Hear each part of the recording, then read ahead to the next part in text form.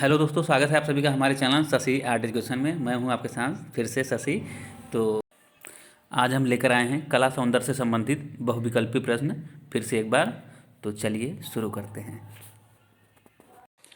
अगला प्रश्न है, अष्टाध्यायी अष्टाध्यायी ग्रंथ के रचयिता कौन है? अष्टाध्यायी ग्रंथ के रचयिता कौन है?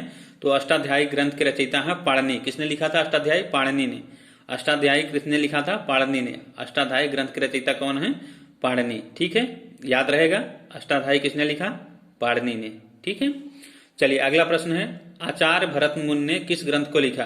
तो आचार्य भरतमुनि ने कौन सा ग्रंथ लिखा? नाट्यशास्त्र। और आचार्य भरतमुनि ने किस ग्रंथ को लिखा? तो नाट्यशास्त्र को लिखा है। ठीक है, जो है। और रामायण किसने लिखा है? वाल्मीकि ने लिखा है। रामायण किसने लिखा है? वाल्मीकि ने लिखा है। और सतसई बिहारी ने लिखा है। तो बिहारी सतसई लिखा है। ठीक है, आचार्य भरतमुनि ने किस ग्रंथ को लिखा है? आचार्य भरतमुनि ने किस ग्रंथ को लिखा है? तो नाट्यशास्त्र को लिखा है। और नाट्यशास्त्र में जो है भरतमुनि ने कितने रस बताए हैं? 8 रस बताए हैं। कितने रस बताए हैं? 8 रस। ठीक है, 9वां रस किसने खोजा? अभिनव गुप्त ने। किसने खोजा था? अभिनव गुप्त ने 9वां रस बताया है। ठीक है, चलिए अगले प्रश्न पे आते हैं। अगला प्रश्न है, भरत मुनि ने अपने ग्रंथ में कितने रसों को उल्लेखित किया है? तो 8 रस। भरत मुनि ने अपने ग्रंथ में कितने रस को उल्लेखित किया है? तो 8 रस। ठीक है, याद रहना चाहिए। चलिए नाट्यशास्त्र में अब अगला प्रश्न है, नाट्यशास्त्र में मूल रंग का उल्लेख है।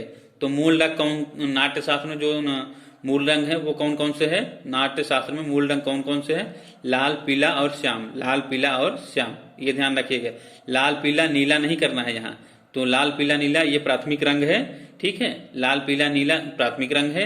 और लाल, पीला और श्याम जब बात किया जाए, लाल, पीला और श्याम, तो यह नाट्य रस शास्त्र में मूल रंग जो है, इन जो है नाट्य शास्त्र में जो मूल रंग है उनको बताया गया है। तो नाट्य शास्त्र में मूल रंग कौन कौन से है? लाल, पीला और श्याम। लाल, पीला और श्याम, ध्यान रखिएगा। चलिए अगले प्रश्न पे आते हैं। मेघदूत एवं रघुवंश ग्रंथ के रचनाकार कौन है? मेघदूत एवं रघुवंश ग्रंथ के रचनाकार कौन है? तो कालिदास। कौन है? मेघदूत एवं रघुवंश ग्रंथ के रचनाकार कौन है? तो ये है कालिदास। ये ध्यान रखिएगा। चलिए अगला प्रश्न है, प्राचीन भारतीय ग्रंथों में जीवन के कितने प्रयोजन बताए गए हैं? प्राचीन भारतीय ग्रंथों में जीवन के कितने प्रयोजन बताए गए हैं? तो ये बताए गए हैं 4। कितने हैं? 4 प्रयोजन बताए गए हैं। प्राचीन भारतीय ग्रंथों में जीवन के कितने प्रयोजन बताए गए हैं? तो 4। कौन कौन से? धर्म, अर्थ, काम, मोक्ष। धर्म, अर्थ, काम, मोक्ष कौन कौन से हैं? धर्म, अर्थ, काम, मोक्ष। भारतीय प्राचीन ग्रंथों में जीवन के कितने प्रयोजन बताए गए हैं? तो ये बताए गए हैं 4। कौन कौन से हैं? धर्म, अर्थ, काम और मोक्ष। ठीक है, ये चारों हैं। चलिए अगले प्रश्न पे आते हैं। भारतीय चित्रकला भारतीय चित्रकला की क्या विशेषता है? भारतीय चित्रकला की क्या विशेषता है? तो यह रेखा प्रधान है। कैसा है? रेखा प्रधान। देखिए इसमें देखिए तीन ऑप्शन दिए हैं, रेखा प्रधान, छाया प्रकाश, भावहीन। तो जो है पश्चिमी कला में जो है छाया प्रकाश की बात आती है, उसमें ध्यान दीजिए कि पुनर्जागरण काल में छाया प्रकाश की जो है ज्यादा वर्णन किया गया है। छाया प्रकाश का जैसे पूछा जाता है, अगर पश्चिमी कला की विशेषता अगर पूछी जाए तो छाया प्रकाश बताना है। और भारतीय चित्रकला की मूल विशेषता बताई जाए तो रेखा प्रधान बताना है। क्या बताना है? रेखा प्रधान। ठीक है, भावहीन जो है यह नहीं है।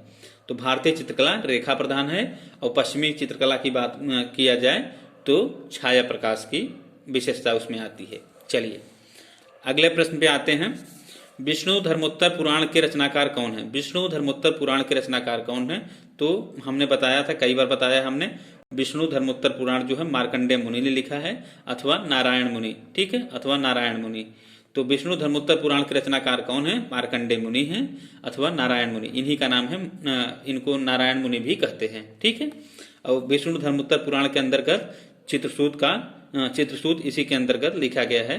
जो है विष्णु धर्मोत्तर पुराण के तृतीय चरण के विष्णु धर्मोत्तर पुराण के तृतीय चरण के 45वें से 83वें अध्याय में जो है चित्रकला की बात की जाती है।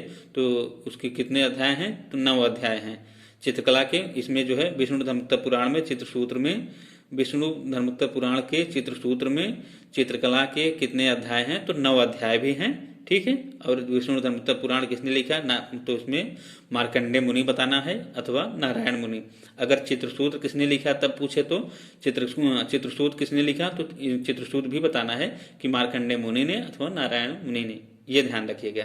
चलिए अगला प्रश्न है, विष्णु धर्मोत्तर पुराण के किस खंड में चित्रसूत्रम का प्रकरण है। तो तीसरे, हमने बताया ना अभी कि विष्णु धर्मोत्तर पुराण के किस खंड में चित्रसूत्रम का प्रकरण है या चित्रसूत्रम का वर्णन है, तो तीसरे अध्याय में। तो विष्णु धर्मोत्तर पुराण के तीसरे अध्याय में अध्याय 35 से अध्याय 43 तक जो है चित्रकला का अध्याय है। तो टोटल 9 अध्याय हैं इसके, ठीक है। चलिए अगला प्रश्न है, रूप भेद करण है। रूप भेद करण है तो क्या है ये, अनंत।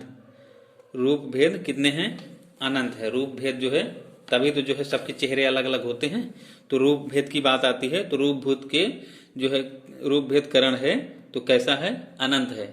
जो है रूप भेद अनंत है, इसकी कोई सीमा नहीं है। तो रूप भेद कितने हो सकते हैं, इसकी कोई सीमा नहीं है। तो रूप भेद क्या है, रूप भेद के जो है ये अनंत है, ठीक है। तो अनंत है। अगला प्रश्न है, भाव कला को क्या देता है। भाव कला को क्या देता है, तो भाव जो है अभिव्यक्ति देता है। क्या देता है, भाव कला को क्या देता है, अभिव्यक्ति देता है। ये ध्यान रखिएगा, भाव कला को क्या देता है, यह अभिव्यक्ति देता है, ठीक है। चलिए याद रहेगा।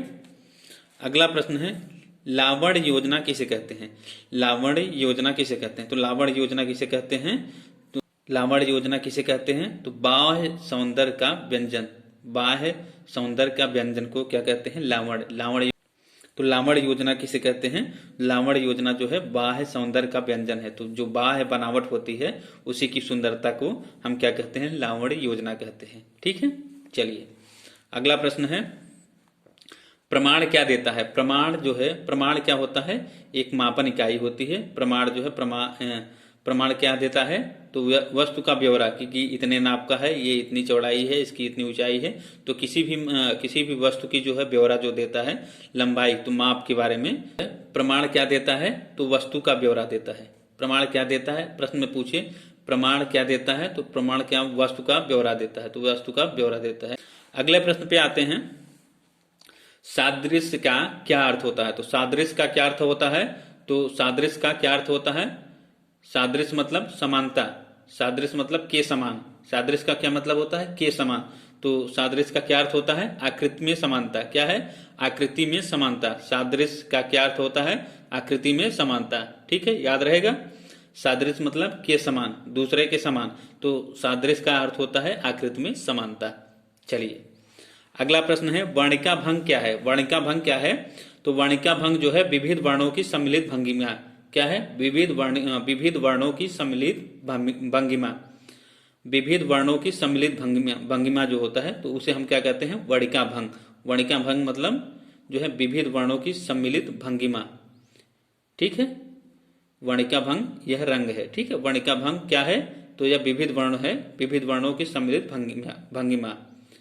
वर्णिका भंग जो है क्या है, विविध वर्णों की सम्मिलित भंगिमा। चलिए अगले प्रश्न पे आते हैं, भारतीय चित्रकला की क्या विशेषताएं हैं। भारतीय चित्रकला की क्या विशेषताएं हैं, ये भारतीय चित्रकला की विशेषता। देखिए ये प्रश्न जो है थोड़ा कंफ्यूजन है इस प्रश्न में। भारतीय चित्रकला की विशेषता, भारतीय चित्रकला की विशेषता, तो सत्यम शिवम सुंदरम। सत्यम शिवम सुंदरम ये भी ऑप्शन सही है। भारतीय चित्रकला की विशेषताएं सत्यम शिवम सुंदरम से समझी मानी जाती है। सत्यम शिवम सुंदरम भारतीय चित्रकला की विशेषता, ये भी एक विशेषता है। और इसमें जो है अंतःकरण की प्रेरणा, तो अंतःकरण की प्रेरणा जो है देती है। तो इसमें देखिए ये सत्यम शिवम सुंदरम तो होती ही है, तो इसमें यह ऑप्शन इसलिए सही है, अंतःकरण की प्रेरणा। यह अंतरंग जो है मतलब मन की जो है आत्मा परमात्मा की बात करती है भारतीय चित्रकला।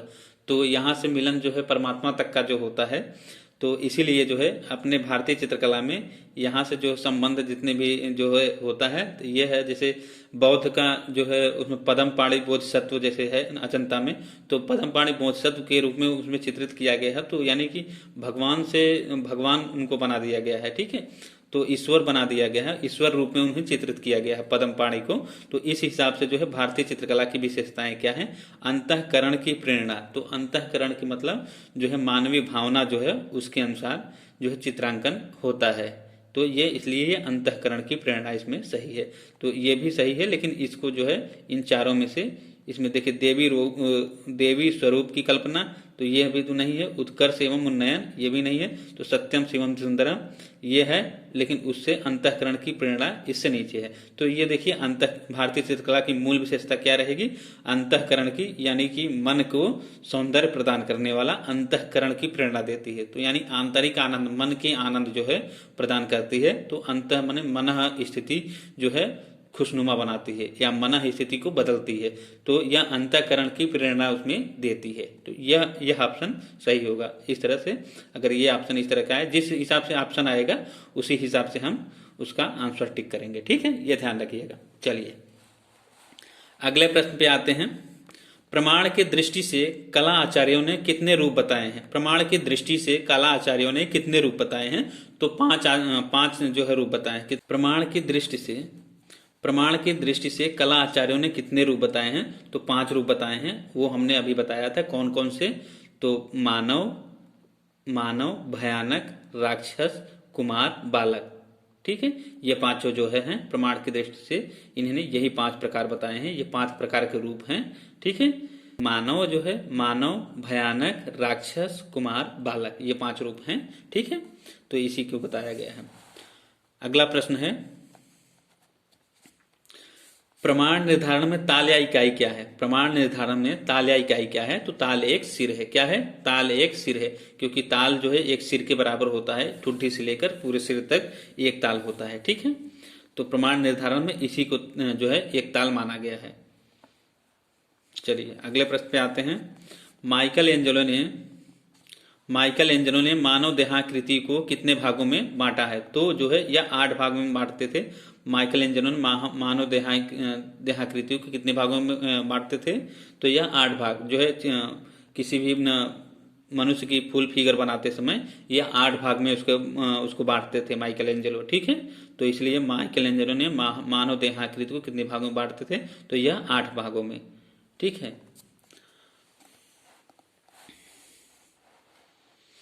और अगला प्रश्न है, सिर को कितने भागों में बांटा गया है? तो सिर को हम 4 भागों में बांटते हैं। ठीक है, सिर को कितने भागों में बांटा गया है? 4 भागों में। तो सिर को 4 भागों में बांटा गया है। अगला प्रश्न है, संचारी भाव की संख्या कितनी है? संचारी भाव की संख्या कितनी है? तो संचारी भाव की संख्या कितनी है? 33। कितनी संख्या है? संचारी भाव की संख्या कितनी है? 33। ठीक है, संचारी भाव की संख्या कितनी है? 33। चलिए अगले प्रश्न पे आते हैं। कला आचार्यों ने कुल कितने रसों को माना है? कला आचार्यों ने कुल कितने रसों को माना है? 9 रसों को माना है। और आचार्य भरत मुनि ने कितने रस बताए हैं? 8 रस बताए हैं। ठीक है, ये ध्यान रखिएगा।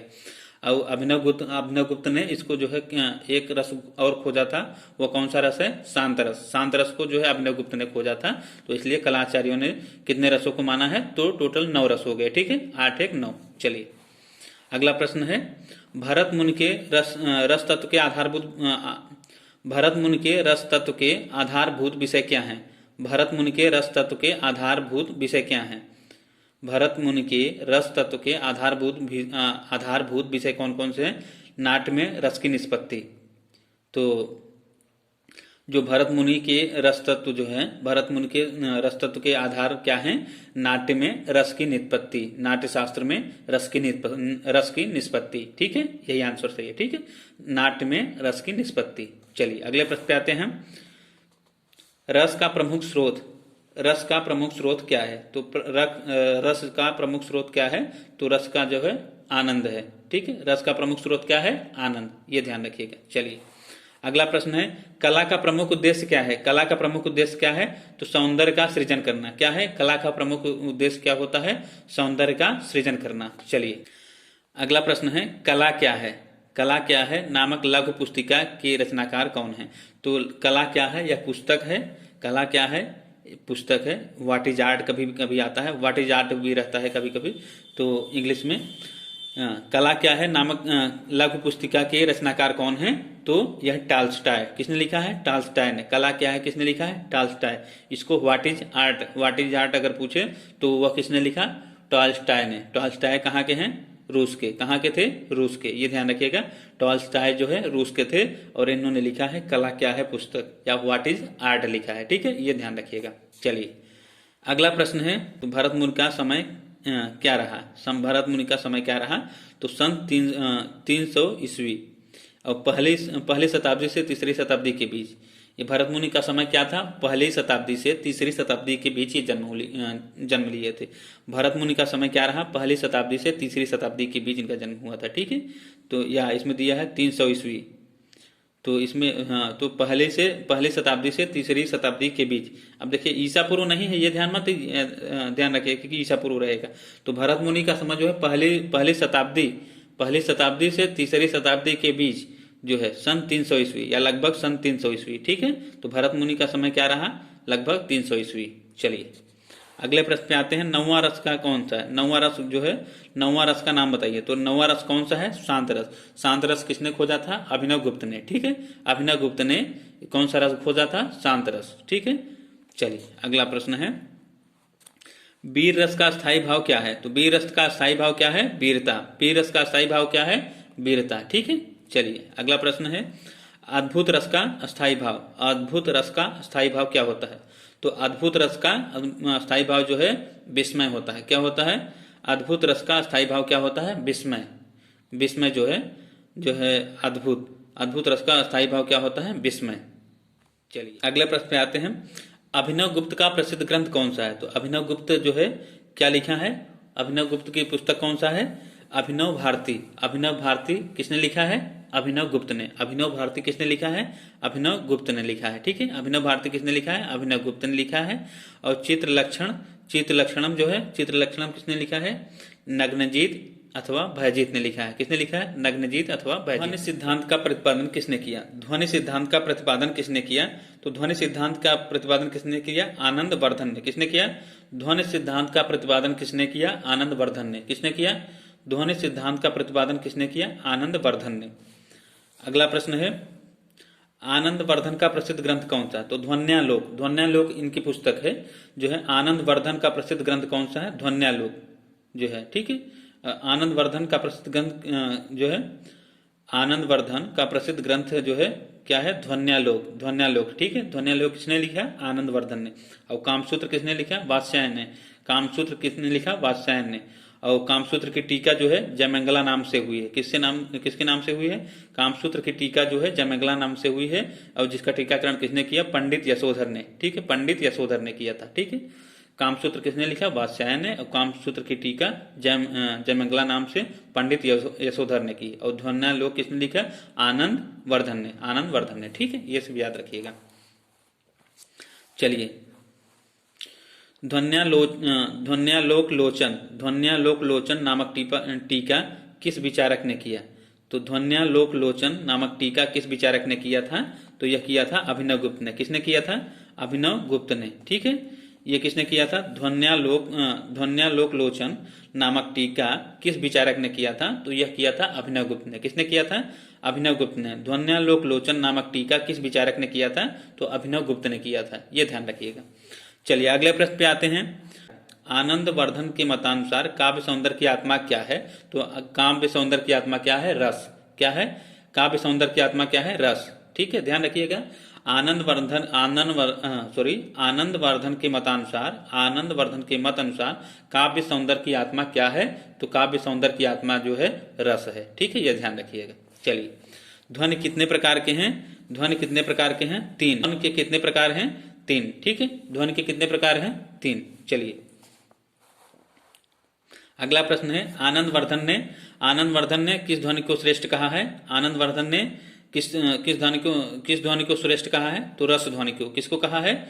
रस ध्वनि को श्रेष्ठ बताया है। आनंद वर्धन ने किस ध्वनि को श्रेष्ठ बताया है? तो रस ध्वनि को श्रेष्ठ इन्होंने बताया है आनंद वर्धन ने। आनंद वर्धन की जो है पुस्तक का क्या नाम है? ध्वन्यालोक। ठीक है, ध्वन्यालोक इनकी पुस्तक का नाम है। तो ध्वन्यालोक किसने लिखा? आनंद वर्धन ने लिखा है। और आनंद वर्धन ने किस ध्वनि को श्रेष्ठ कहा? रस ध्वनि को। ठीक है, चलिए अगला प्रश्न है, रसदीप्ति के रचनाकार कौन है? रसदीप्ति के रचनाकार कौन है? तो आनंद वर्धन। रसदीप्ति भी किसने लिखा है? आनंद वर्धन।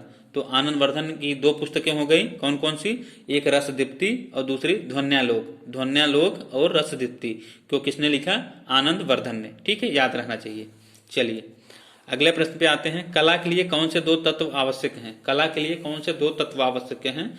कला के लिए कौन से दो तत्व आवश्यक हैं? वह है आत्म तत्व और रूप तत्व जो है। ठीक है, तो आत्म तत्व जो होता है वो मन की मना स्थिति जो है आनंद प्रदान करता है। रूप जो है बाहरी दिखावा जो होता है वह रूप तत्व होता है। ठीक है, आत्म तत्व और रूप तत्व दो ही पक्ष होते हैं। कौन कौन से पक्ष होते हैं? दो पक्ष, एक आत्म पक्ष, एक रूप पक्ष। रूप पक्ष जो बाहरी होता है, आत्म पक्ष जो है आंतरिक होता है। ठीक है, कला के लिए कौन से दो तत्व आवश्यक होते हैं? आत्म तत्व और रूप तत्व, यही दो तत्व हैं। ठीक है, चलिए अगला प्रश्न है, कौन सी कला लोकप्रिय होने के कारण प्रमुख मानी जाती है? कौन सी कला लोकप्रिय होने के कारण प्रमुख मानी जाती है? कौन सी कला लोकप्रिय होने के कारण प्रमुख मानी जाती है? तो वह है चित्रकला। क्या है? वह है चित्रकला। कौन सी कला लोकप्रिय होने के कारण प्रमुख मानी जाती है? तो चित्रकला। ठीक है, चलिए अगले प्रश्न में आते हैं, कामसूत्र में चित्रकला को किस नाम से संबोधित किया गया है? कामसूत्र में चित्रकला को किस नाम से संबोधित किया गया है? तो कामसूत्र में चित्रकला को किस नाम से संबोधित किया गया है? तो आलेख नाम से। और ये ध्यान रखिएगा, चित्रसूत्र में आलेख्य, चित्रसूत्र की जो है विष्णु धर्मोत्तर पुराण में आलेख्य शब्द से जो है संबोधित किया गया है। ये ध्यान रखिएगा, कामसूत्र में चित्रकला को आलेख नाम से संबोधित किया गया है और विष्णु धर्मोत्तर पुराण में विष्णु धर्मोत्तर के चित्रसूत्र में चित्रकला को आलेख्य शब्द से संबोधित किया गया है। ठीक है, चलिए अगला प्रश्न है, थेरा थेरी गाथा नामक ग्रंथ किस धर्म से संबंधित है? थेरा थेरी गाथा जो है नामक ग्रंथ किस धर्म से संबंधित है? थेरा थेरी गाथा नामक ग्रंथ किस धर्म से संबंधित है? तो यह है बौद्ध धर्म से। ठीक है, थेरा थेरी गाथा नामक ग्रंथ किस धर्म से संबंधित है? तो यह बौद्ध धर्म से संबंधित है। ये ध्यान रखिएगा। अगला प्रश्न है, पत्थर पर जमा हुआ आंसू कहा जाता है। पत्थर पर जमा हुआ आंसू किसको कहा जाता है? तो ताजमहल को। किसको कहा जाता है? पत्थर पर जमा हुआ आंसू किसको कहा जाता है? ताजमहल पर। यह ध्यान रखिएगा, यह प्रश्न बहुत ही अच्छा है। यह जो है पत्थर पर जमा हुआ आंसू किसको कहा जाता है? तो ताजमहल को पत्थर पर जमा हुआ आंसू कहा जाता है, क्योंकि इन्होंने अपनी जो शाहजहां ने अपनी पत्नी जो है याद में जो है इस चीज को बनाया था, अपने उस दर्द को जो है उसने बयां किया है। तो पत्थर पर जमा हुआ आंसू इसलिए कहा जाता है ताजमहल को। ठीक है, चलिए अगला प्रश्न है, नृत्य संगीत का दृश्यकरण है। नृत्य संगीत का दृश्यकरण है, यह कथन किसका है? तो यह सुसान लैंगर का है। यह कथन किसका है? सुसान लैंगर का है। जो है नृत्य जो है संगीत का दृश्यकरण है, यह किसने कहा था? सुसान लैंगर ने। ठीक है, चलिए ये आधुनिक सौंदर्य शास्त्री हैं। ठीक है, ये ध्यान रखिएगा, सुसान लैंगर आधुनिक सौंदर्य शास्त्री हैं।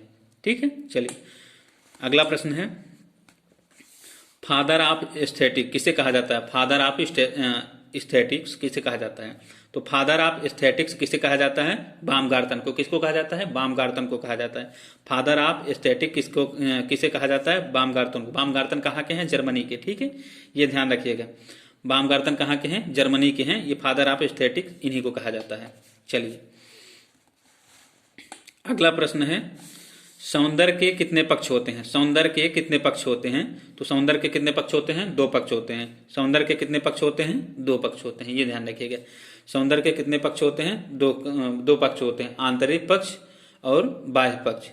ठीक है, आंतरिक पक्ष, बाह्य पक्ष, जिसमें आंतरिक में आता है आत्म तत्व और बाहरी में रूप तत्व आता है। ठीक है, ये ध्यान रखिएगा। चलिए अगले प्रश्न में आते हैं, किस दर्शन में सत्यम शिवम सुंदरम के रूप में कल्पना की गई? किस दर्शन में सत्यम शिवम सुंदरम के रूप में कल्पना की गई है? तो भारतीय दर्शन में। हमने पहले अभी बताया था ना, चर्चा किया था। तो किस दर्शन में सत्यम शिवम सुंदरम के रूप में कल्पना की गई है? तो भारतीय चित्रकला में। किसमें? भारतीय कला में जो है सत्यम शिवम सुंदरम की जो है कल्पना की गई है। चलिए अगला प्रश्न है, कला का प्रमुख उद्देश्य, कला का प्रमुख उद्देश्य क्या है? सौंदर्य का सृजन करना। क्या है? सौंदर्य का सृजन करना है। कला का प्रमुख उद्देश्य क्या है? सौंदर्य का सृजन करना है। ठीक है, चलिए अगला प्रश्न है, किसी एक भारतीय सौंदर्य शास्त्री का नाम बताइए। किसी एक भारतीय सौंदर्य शास्त्री का नाम बताइए। प्लेटो ये भी नहीं है, अरस्तु ये भी नहीं है, कीट्स ये भी नहीं है, तो डॉक्टर राधाकृष्णन।